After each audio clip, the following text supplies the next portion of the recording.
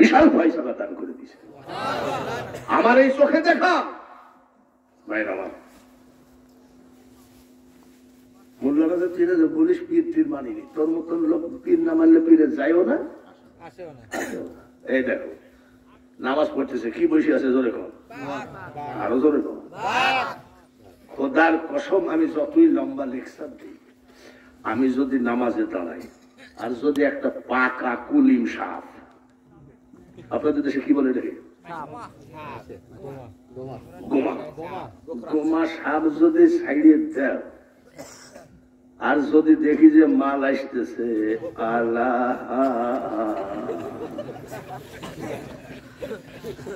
ঠিক এবার বলতে পারেন আপনি আন্তর্জাতিক বক্তা, আপনার ভয় কেন? ভয় কি তোমাকে নাই নাকি? ভাই আমার একলাই আছে, রাত 3টার সময় তোমার বাপের কবরে একলাই যাইব, কাউকে সাথে যাইও না। তোমার বাপের কবরের কাছে যাই বলবো আসসালামু আলাইকুম ইয়া আহলাল কুবুর। তোমার বাপ যদি বলে ব্যবসা কেমন চলছে, কি আসতে পারবা গোরস্থান থেকে? যতই লম্বা লেকচার মারো, মুর্শিদ তোমার নাম স্মরণে, ঠিক কিনা? মুর্শিদ তোমার নাম স্মরণে ছয় না তার কাল সমনে, রনে বনে জলা গুনে ভয় থাকে না তার। তোমার পাক নামে ভরসা করো, 82 সাঁতার তুমি পার করো ডুবাই আমার মহিমা তোমার।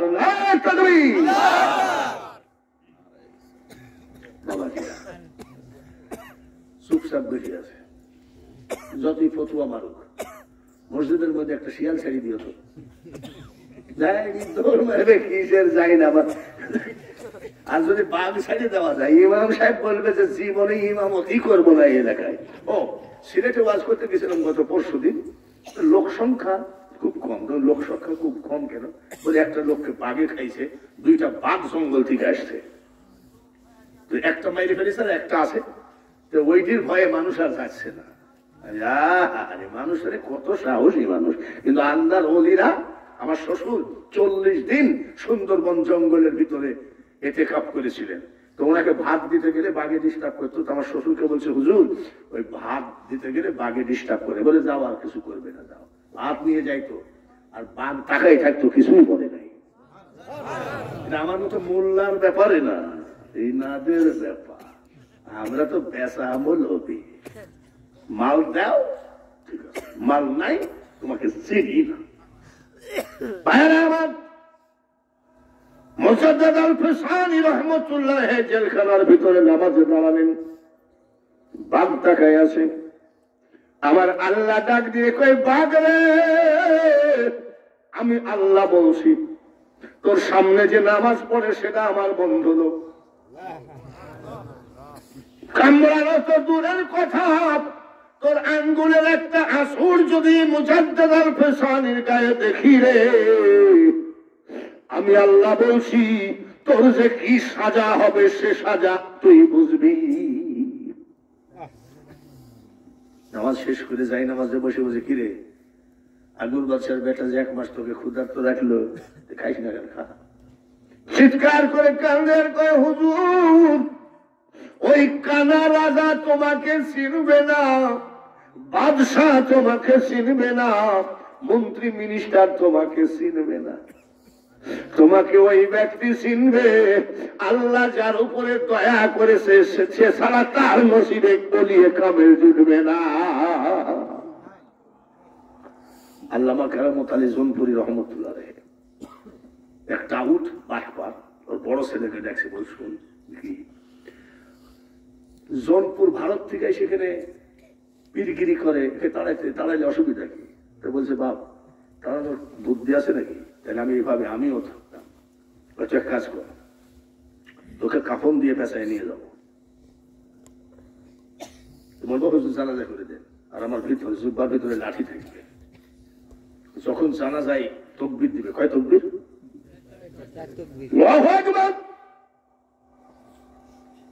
একেবারে লাঠি দিবার মাজার করে মায়ের মাজা ভেঙে দিব। তার মানে পীর দেখতে পারে না। বাপ ঠিকই বলিস, কাফনের ভিতরে শুই থাকবি, জোরে নিঃশ্বাস নিস না, তাও তো আবার টের পাতে পারে। বাপটা দুইজন যুক্তি করে গেছে, কাফনের মধ্যে পেঁচাই নিজে করে জোর একটু জানাজা করে দেয়। আল্লামা কেরামত আলী জনপুরি রহমতুল্লাহ বলে, বেটারে ওদের আলেম ওলামা হাফেজ কারি দিয়ে জানাজা কর গাজা। বলছেন না, আমি মানতি করেছি, আপনি জানাজা করবেন। বলে তোর এলাকার মোল্লা মনসিদি কর গাজা। বলে না হুজুর, আমি যে মানতি করেছি, আপনি জানাজা করবেন, পাগল নাকি? বলে একবার মানতি করেছি। বলে হ্যাঁ, মরা না তাজা? সুবহানাল্লাহ। বলছে তাজা মানুষের জানাজা করবো না কেন? তো বলছে কি জানি, মরা, চল যাই। ছেলেকে কি বলেছিলেন? প্রথম তকবীর যখন দিবে উঠে পড়বে, তারপর পীরগিরি ছুটাবো, মাজার হার ভেঙে দেবো। লাঠি বগলের মধ্যে নিয়ে গেছে, ছেলের সামনে। আপনারা কাতার সোজা করেন, আল্লাহু আকবার। আল্লামা কেরামত আলী জানাজা করতেছে, আল্লাহু আকবার। কয়টা হলো? আল্লাহু আকবার। ওই লোকটা শালার বেটা সারা উঠে না, মরিয়ে গেছে নাকি? এত বললাম যে উঠে পড়বি, তুমি ঘুমাই গেছে না মরিয়ে গেছে? আল্লাহু আকবার। কয় তাকবীর? আল্লাহু আকবার। কয় তাকবীর? পাঁচটা। আসসালামু আলাইকুম ওয়া রাহমাতুল্লাহ, আসসালামু আলাইকুম ওয়া রাহমাতুল্লাহ। বলে দাঁড়ালো, জানাজা হয়নি। জানাজা হয়নি।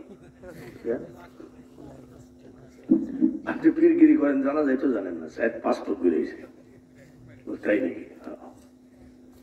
বলে তোর তো পাঁচ তকবীর শুনলি, আমি নিজেও পাঁচ তকবীর দিলাম। তাজা বেটাকে কাফনের মধ্যে পেঁচাই এনে তুই আমাকে জানাজা করতে বলিস? প্রথম তকবীর দিয়ে তোর বেটাকে মেরে ফেলেছি, চার তকবীরে জানাজা করে দিয়েছি। এই এত বড় মহামানব বাংলার জমিনে এখনো কিয়ামত পর্যন্ত জিন্দা ওলি কেরামত আলী রহমতুল্লাহ আলাইহি।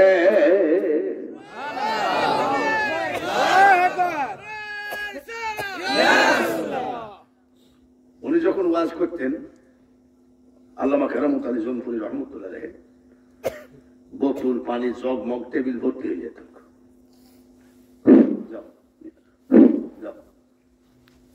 এক লোক দূরে দাঁড়াইছিল, আমার মনে হয়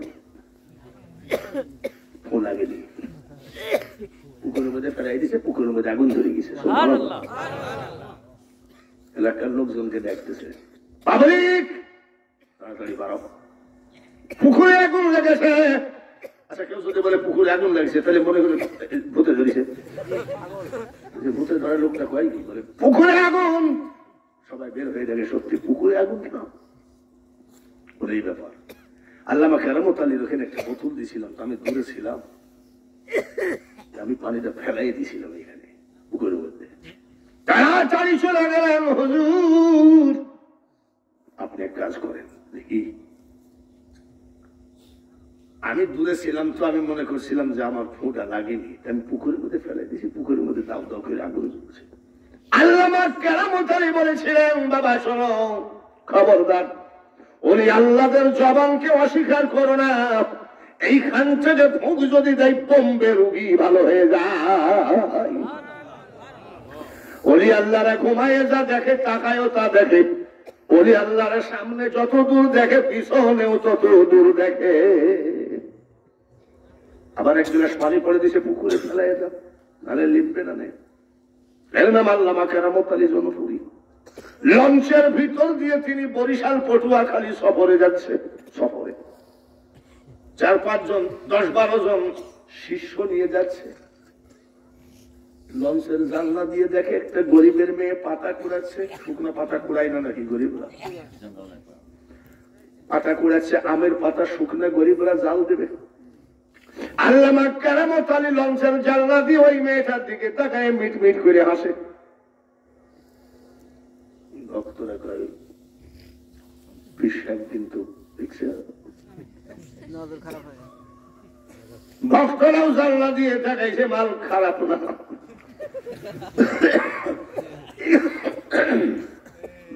বলছে কি মাল খারাপ না। আল্লামা কেরামত আলী বলতে চাই, মেয়েটার দিকে তাকায় হাসলা কেন? বাবা তুমি হাসতে আমরা হাসলে দোষ নাই না। বলে কি দেখি হাসলা? বলে চেহারাটা ভালোই আছে। বলে ভণ্ড খাদেম রে, আমি তোদের পীর, আমি মেয়েটার চেহারা দেখি হাসি নাই, মেয়েটার পাশে আজরাইল দাঁড়ায় আছে, এখনই যান কবজ করবে, আজরাইলকে দেখে আমি হেসেছি। ওই জায়গাতে সাপ একটা রেডি হয়ে আছে, কামড় দিবে, মারা যাবে, উনি সাপও দেখতেছে। সুবহানাল্লাহ কোন আরেকবার কোন মারহাবা। ভাইরা আমার, আল্লামা কেরামত আলী জনপুরি রহমতুল্লাহ আলাইহি লঞ্চের থেকে নেমে একটা কামারের বাড়ি, কামার বোঝেন তো, ওই যে ডাটা বানায়, ব্যাগের থেকে একটা লোহা দিয়ে কামারকে বলছে বাবা আগুন বানিয়ে দাও। বলে কি করবেন তাই বলেন? বলে কিছু করবেন, আগুন বানাও। দা কাশি বাকি বলে আমি বলছি না আগুন বানাও। দিয়েছে ওটাকে কি বলে? আপরে দিয়েছে আগুন। আপরে যখন আগুন তখন কি দিয়ে তোলে? কামার, কামড়ে দিয়ে তুলে নাই। আল্লামা কেরামত আলী আপরের ভিতরে হাত দিয়ে বলছে আমি তুলে নিলাম। সুমা দিচ্ছে কিসে? বাবাজি রে, তোরা যদি সত্যি ভক্ত হয় সেটা সুমা দে, সবগুলো জাগিয়ে তো। ডাক দিয়ে বলছে যে কেরামত আলী আগুনকে চুমা দিতে পারে, খবরদার তোর মুখ আর আমার মুখ এক মুখ করিস না। শেষ পর্যন্ত কিছু ধোঁকাবাজি শুরু করলো। কি বা বলে, কি বা করে, এত বড় গ্যারান্টি দেওয়ার পরে, এত বড় আগুনকে চুমা দেওয়ার পরেও বেঈমান থাকে, বিশ্বাস হয় না। বাইরে আলোচনা করতেছে, ডাক দিয়ে কয় বাবা শোনো, অমুকের বাড়ি যাও তো, মেয়েটা ওর বাড়ি থেকে মারা গেছে নাকি। যাই দেখে ওই মেয়েটাকে ওই টাইমেই সাপে কামড়াইছে, মারা গেছে মেয়েটা। সবাই এসে ডাক দিয়ে কয় হুজুর আসলে এই জ্ঞান বড় কঠিন জ্ঞান, মানুষের কেমনে এত বড় ক্ষমতা থাকতে পারে জানি না। যার জন্য আমি আগেই বলি, ওলি আল্লাহদের ওয়াজ করতে গেলে বাবা বুঝলি, আমি না হয় বুঝালাম, তোরা কি বুঝবি? একই টাইমে গৌসে পাক 40 বাড়িতে দাওয়াত খেলেন, মারামারি ঝামেলা করে।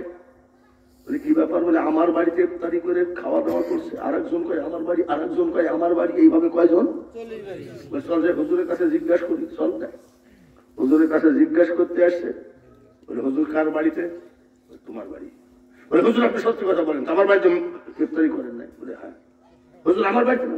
বলে কি বলো? হুজুর 2 নম্বর দেখি।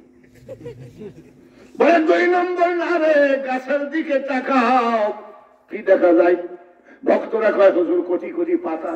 চোখ বন্ধ করে আবার তাকা, চোখ বন্ধ করে আবার তাকায় দেখে প্রত্যেকটা পাতার উপরে আব্দুল কাদের জিলানীর নাম লেখা। হুজুর আব্দুল কাদের জিলানীর নাম লেখা? তাই যদি হয় আমি আব্দুল কাদের, আমার নাম যদি কোটি কোটি পাতায় লেখা থাকে, একই টাইমে তামাম পৃথিবীতে দাওয়াত খাওয়া কোনো ব্যাপার না। এই লাইনটা তর্কের লাইন না, চার দোকানে বসে হাঁটা গুছানোর লাইন না, এই লাইনটা হলো 1 নম্বর ওলি আল্লাহদের উপরে বিশ্বাসের লাইন। আরো বাজারে আবু বকর সিদ্দিক রহমতুল্লাহ পুরপুরার পীর সাহেব আসলেন মুরিদের বাড়িতে, 3 দিন পেশাব পায়খানা করে নাই। কদিন? মুরিদ জিজ্ঞাসা করে হুজুর 3 দিন আপনি পেশাব পায়খানা করলেন না, ব্যাপারটা কি? বলে তাহলে শোনো, ঠিকই বলেছো, যেই দিকে তাকাই বারো বাজারে সব আল্লাহ ওলি ঘুমাই আছে, আমি আবু বকর পেশাব করার জায়গা পাই না। উনার চোখ আর আমার চোখ এক চোখ নাকি? মাগরিবের নামাজ পড়াবে ওনার 3500 খলিফা, সব মাওলানা। হ্যাঁ, মুসাদ্দেদ জামানের 3500-এর ঊর্ধ্বে খলিফা, কিন্তু সবগুলো আলেম। আর আমাদের দেশে 2 প্যাকেট গোল্ডিপ সিগারেট দিলেও খেলাফতি দেওয়ার পীর আছে কি নাই? আছে, আছে না? 2 প্যাকেট সিগারেট দিলেও কাজে তুই করি বাজার। আর ওনার কাছে সমস্ত আলেম ওলামা নিয়ে মাগরিবের নামাজের সময় বলতেছে বাবা রুহুল আমিন তুমি ইমামতি করো, আল্লামা রুহুল আমিন ওনার অনুমতিতে মাগরিবের নামাজ পড়ালেন। এইবার অনেক আলেমরা বলছে হুজুর এসে হুজুরের সামনে আমি একটু নামাজ পড়াবো, আর ওনাকে দিল। এইটা তো মনে মনে বলেছে সব আলেমরা। হযরতে ফুরফুরা আবু বকর সিদ্দিক রাহমাতুল্লাহ আলাইহি ডাক দিয়ে কয়, বেটা শোন, কি কর, নফল নামাজটা পড়িস না, 2 রাকাত সুন্নত পড়ে বসে থাক, নামাজের কাতারে একটু মুরাকাবা কর। মুরাকাবার চোখ বন্ধ করে মুরাকাবা করো। মুরাকাবা শেষ করে বলছে, খবরদার মিথ্যা কথা বলবে না, কি দেখলা সবাই বলো। সবাই বলছে হুজুর আমরা রুহুল আমিন ভাইকে দেখেছি। বলে রুহুল আমিন ভাই এই জায়গায় নামাজের ইমামতির উপযুক্ত। ওই সব খেলার কথা এখন আর হয় না, এখন খেলা হলো উলট পালট, ঠিক কিনা? যুবক ভাইরা, আমি আসার সাথে সাথে তো তোমরা দেখলাম বেশ ভালো বক্তগিরি দেখাইলাম, এত কষ্ট করিস তোমরা। তোমাদের একটা ছোট্ট ওয়াজ শোনো। বাইজিদ বোস্তামি ওলি না পণ্ড? সুলতানুল আরিফিন, সুবহানাল্লাহ। 40 বছর মসজিদ থেকে নিচে নামে নাই। বাইজিদ বোস্তামির কাছে একটা যুবক যাই বলছে ভিক্ষা দেন। বলে সর্বনাশ, এমন সুন্দর যুবক, তুমি ভিক্ষা করো কেন?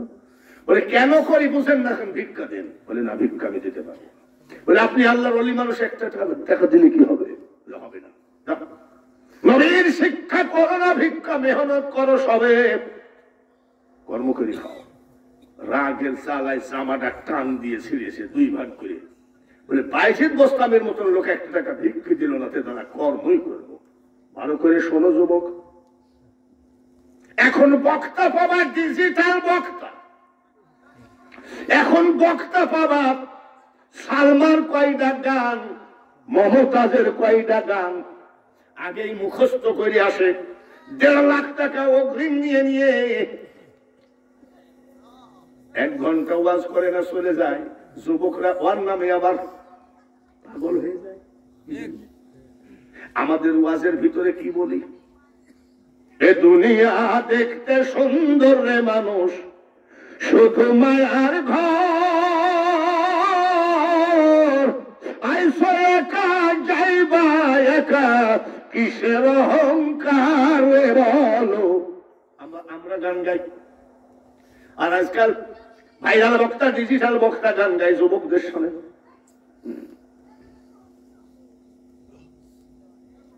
বলতে পারো তুমি বন্ধু আমি ভুলি নাই, তখন যুবকের কয় এ মানে ঠিক আছে রে, এই বক্তাটা ঠিক আছে। তখন গুছাই এসে সামনে বসে। মরণকালে একবার যেন তোমার দেখা পায় আমার সোনা বন্ধু রে। এতে আবার বক্তা যুবকরা আবার চান্দা তুলে আবার আনে, সেইবার এসে আবার ছাড়ে। 200 কামার নদী হল, যুবকরা খুব মজা পায় এসব গানে। আর কি দেখতে চাও রে বন্ধু, যত খুশি ব্যথা ওসব জানি রে বাবা, তো ওগুলো তো ওয়াজে দরকার নাই, এটা তরিকতের মজলিস। জোরে বলেন ঠিক কিনা? আমি একটা এই যে মমতাজের একটা গান বলছে না, আমরা এগুলো আমাদের তরিকতের লাইনের, কিন্তু গানটা বললে তো হবে না, তোমার আমল করা লাগবে। দয়াল আমার এই পথ দিয়া আসবে রে, আমি সদাই থাকি পন্থ ও পানে চায়া। দয়াল যে আসবে, আর সারা তো মেরাজুল মুমিনিন, দয়াল আসবে নামাজের মধ্যে, এটাও মনে রাখা লাগবে। যাই হোক, টান দিয়ে ছিঁড়ে রাস্তার উপরে বিছাইছে, ওর গায়ে জামা বিছাইছে 1 টুকরা, আর 1 টুকরা হাতে আছে। এক লোক এসে বলছে, এই ছেলে তুমি এখানে কি করো? বলে আমি জুতা পালিশ করি। বলে আমার জুতাটা পালিশ করে দাও। সেটা জামা দিয়ে চকচকি করে দিছে, আয়নার মতন মুখ দেখা যায়। 100 দিনার দান করেছে। আর একজন এসে বলছে তুমি জুতা পালিশ করো, তোমার ক্যামেরা পুরো করে দাও। সেবা দিয়েছে 50 দিনার, আর একজন 20 দিনার। ওই ঘন্টা খানিকের মধ্যে 2000 দিনার পাইছে।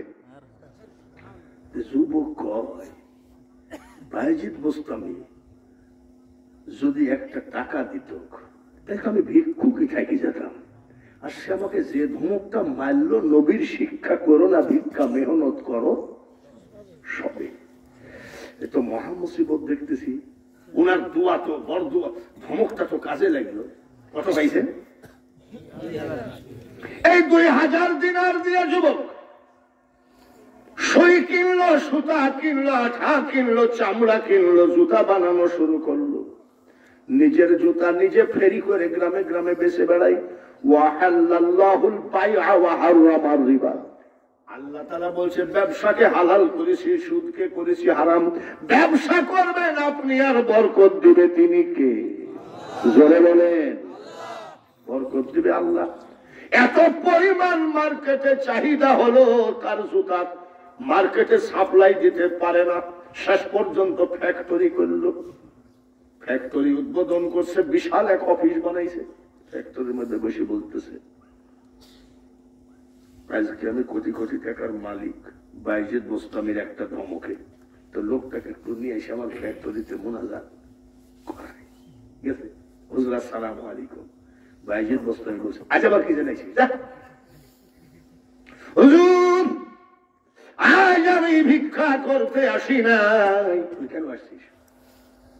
ওই দিন যে আপনি ধমক দিলেন কর্ম করতে, ভিক্ষা করতে নিষেধ করুন, ওই দিনই আমি জুতা পরিষ্কার করে পাইছিলাম 2000। আটা কিনলাম, চামড়া কিনলাম, সই কিনলাম, সুতা কিনলাম, জুতা বানানো শুরু করলাম। নিজের জুতা নিজে বিক্রি করতে করতে আজ আমি কোটি কোটি টাকার মালিক। বিশাল একটা ফ্যাক্টরি করেছি। তাই হঠাৎ করে অফিসের মতন চেয়ারের পরে বসার সাথে সাথে মনে হলো আপনি যদি ধমক না দিতেন তাহলে আমি কোটিপতি হতাম না। হুজুর আপনি আমার ফ্যাক্টরিতে গিয়ে একটু মুনাজাত করবেন।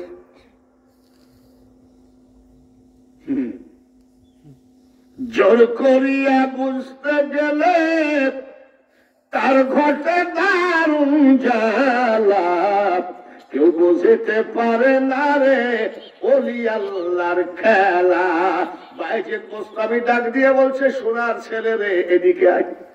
তোর ফ্যাক্টরিতে মুনাজাত করা লাগবে না, ওলি আল্লাহদের রূপ তুই বুঝবি না। ওই দিন শুধু ধমকই দিই নাই, ধমকের সাথে দুয়াও করে দিয়েছিলাম। পীর সাহেব যদি কোন ধমক দেয় মনে করবা যে কেবল দয়া শুরু হয়েছে। আমার পীর সাহেবের ছেলের বিয়ে, আমাকে বলছে এই লিস্ট করে দিছে, এই লোকগুলো সব উঠবে বাসে, 2টা বড় বড় বাস, 2টা বাসে লিস্ট বিহীন আমার সব বন্ধু বান্ধব তুলেছি। আমার পীর সাহেব এসে বলছে কি রে এই লিস্টের লোক তো উঠে নাই। তো বলছে জোর জুলুম করে উঠে পড়তাম না, আমি কি করবো? মেলা লোকের ভিতরে মারলো একটা স্যান্ডেল আমার এই জায়গায়। আমি আলহামদুলিল্লাহ মাল আজ পাইলাম।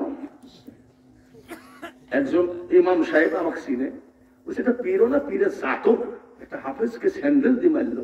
আমি এবার মারছি ঠাস করে ওই হাফেজকে সব। আমাকে মারলে তুই আমার পীরকে ভণ্ড গুলার খেলে, ওই উনাকে মারাতে পীর সাহেব আর একটা মারিস মারলি কেন? 2 গাল আমার চলে যাচ্ছে। আমি বাসের ভিতরে যাই বললাম আপনারা তো দেখলেন 2 গালে কি অবস্থা, আপনারা দয়া করে নামেন, লিস্টের লোক না উঠলে হবে না। সব নেমে গেল, লাল হয়ে গেছে গা, নেমে গেল। আর মারছে কোন জায়গায়? চিটাগাং টাউনের ভিতরে নেমে গেল। উঠলাম, সব উঠে এবার বাস ছাড়বে। এই তরি করি, তোর সিট করি। বাবা যান আমি মনে মনে করছি কি একটু ছাদে গেলে ঢাকাই দিয়ে চিটাগাং থেকে, তারপর যে সমুদ্র সমুদ্র দেখা যায়, ভাটিয়ারের ওই দিকে ছাদের উপর থেকে দেখা যায়। আর একটা দিয়েছে সব, এবার আর স্যান্ডেল মারেনি। তুই একজন আলেম মানুষ, তুই ছাদে যাবি কেন? আমি জানাম এত অসুবিধা কি? আর সঙ্গে সঙ্গে তখন তো মোবাইল না, টেলিফোন গুথাচ্ছে। টেলিফোন করতে দেখেছেন বুঝলেন? হ্যালো বাংলাদেশিয়া, হাফেজ মোখলেসুর রহমান একটা ফ্লাইটের টিকিট দাও, সেকেন্ড ফ্লাইটে। সুবহানাল্লাহ, 2 স্যান্ডেলে ফ্লাইটে তুলে দিল। পীর সাহেব যদি ধমক দেয় মনে করবেন যে কেবল কেবল কি হলো, শুরু হলো। আর পীর সাহেব ধমক দিবে মোরই খুঁজে পাবে না। তার মানে এখন সব নগদ চায়, এত সহজ কথা নয়। আল্লাহ তাআলা যেন সবাইকে কবুল করেন। সবাই বলি আমিন, আরো জোরে বলি আমিন। আজকে আমাকে আপনারা দিয়েছিলেন পীরেদের লাইন। পীরেদের লাইনে আমার এত কথা জানা আছে, আল্লাহ তাআলা আমাকে এত জানিয়েছে। তার কারণ আমি যা যা বলছি সব দেখি আসা জিনিস আমার। কেন ওয়ালিশা কলন্দরের কথা বলছে পানিপথ, আমি ওনার মাজার জিয়ারত করেছি। মোজাদ্দেদ আল হোসেনের মাজার জিয়ারত করেছি। 31 বার আমি আজমির শরীফ মাজার জিয়ারত করেছি। 3.5 বছর আমি আজমির শরীফে কি বলে মুয়াজ্জিনের চাকরি করেছি। আর বাংলাদেশে এমন কোন মাজার নাই যে আমি 1 মাস 2 মাস ইতিকাফ করি নাই। আমাকে তো লোক বলতো যে ও মাল নাই। পাগল না বলা পর্যন্ত আল্লাহ যে লাইনে ডাক দেয় না অনেক কথা। বিদায়ের পথে আর একটা কথা বলে দিই, আমি বলেছিলাম লাইনটা কিন্তু হীরার চেয়ে ধার, চুলের চেয়ে চিকন। এটা আপনারা বলেন পুলসিরাত, আর আমি বলি তরিকতের লাইনের একজন মুরিদের পা সব সময় এরকম থাকে। একটুখানি ভুল করলেই যাবার কত বছর খাটা লাগে। ইব্রাহিম আদহাম বলছি কোন জায়গায়? আপনাদেরই তো নাকি। মহাস্থান করে বাদশাহী ত্যাগ করে 36 বছর আল্লাহর অলির গুলামি করে অলি হয়ে গেলেন। মক্কা মদিনা জিয়ারত করে হাজী হয়ে গেলেন। অলির দরবার 36 বছর মক্কা মদিনা জিয়ারত করলো। এখন চিন্তা করতেছে আর একটু কষ্ট করি, সুবহানাল্লাহ দেখি একটা খেজুর সেহেরি করবো আর একটা খেজুর ইফতারি করবো। এভাবে 1 মাস রোজা করবো আর হাঁটতে হাঁটতে যাবো ফিলিস্তিন। ফিলিস্তিনে কি ওই যে কাফেররা যে মসজিদ নিয়ে, আর বাপের মসজিদ নাকি, এটা হযরত সুলাইমান আলাইহিস সালাম তৈরি করেছে। আর জমিটা 200 দুম্বা দিয়ে ইয়াকুব আলাইহিস সালাম কিনছিলেন, ওর বাপের জায়গা নাকি। ওই মসজিদের কথা কোরআনে আসে না? সুবহানাল্লাযী আসরা বিআবদিহি লাইলাম মিনাল মাসজিদিল হারাম ইলাল মাসজিদিল। মক্কায় 1 রাকাত নামাজ পড়লে 1 লক্ষ রাকাতের নাকি। নবীজির মসজিদে নববীতে নামাজ পড়লে 50,000 রাকাতের নাকি। আর বাইতুল আকসায় নামাজ পড়লে 25,000 রাকাতের নাকি। উনি চিন্তা করলো বাদশাহী ত্যাগ করে পীরের লাঠি তো খাইলামই 12 বছর। কত? এই 36 বছর মক্কা মদিনা জিয়ারত হয়ে গেল। এই কথা থেকে শেষ হয়ে গেল। মধ্যে কত কথা আছে, অত কথা অত। এবার আসেন, উনি নিয়াত করলো কি একটা খেজুর খাবো সেহেরি, আর একটা খেজুর ইফতারি করবো, রোজা করবো আর আল্লাহকে ডাকবো। শেষ ফাইনালটা একটা সেহেরি খাওয়া আর একটাতে ইফতারি করা। রোজাটা কঠিন না সোজা? আর একবার বলেন আব্বা। 1 গামলা সেহেরি খাওয়ার পরেও, 1 গামলা সেহেরি খাওয়ার পরেও বিকাল বেলা ইফতারি গুলো যখন সামনে দেয় তখন ভাই দেখেন তো কয়টা বাজে, তোর ঘড়ি তো আছেই, বলে কি জানি মাল যে ঘুরছেই না। তারপরে মুয়াজ্জিন আজান দেয় না কেন? যেই আজান দেয় আল্লাহু আকবার আল্লাহু আকবার, বাবা রে মনে হয় 2 হাতে ঢুকাই কিলে সব খায়। আর উনি একটা সেহেরি করবেন, একটা খেজুর। মক্কা শরীফ থেকে 1 কেজি খেজুর কিনলেন, এখন পায়ে হেঁটে রওনা দিবে। খেজুরের দোকানদার একটা খেজুর বেশি দিয়েছে, কিন্তু ইব্রাহিম আদহাম বলকি খেজুরটা ফেরত দেয় নাই, চলে যাচ্ছে। একটা খায় জিয়ারত করে, একটা খায় রোজা করে। ফিলিস্তিন মসজিদে গিয়ে একটা সেহরি আর একটা ইফতারি করে আর রিয়াজত করে ঘুমায় আছে। স্বপ্নের ভিতরে দেখে 2টা ফেরেশতা ঝামেলা করতেছে। ইব্রাহিম আদহাম বলকি স্বপ্নে দেখছে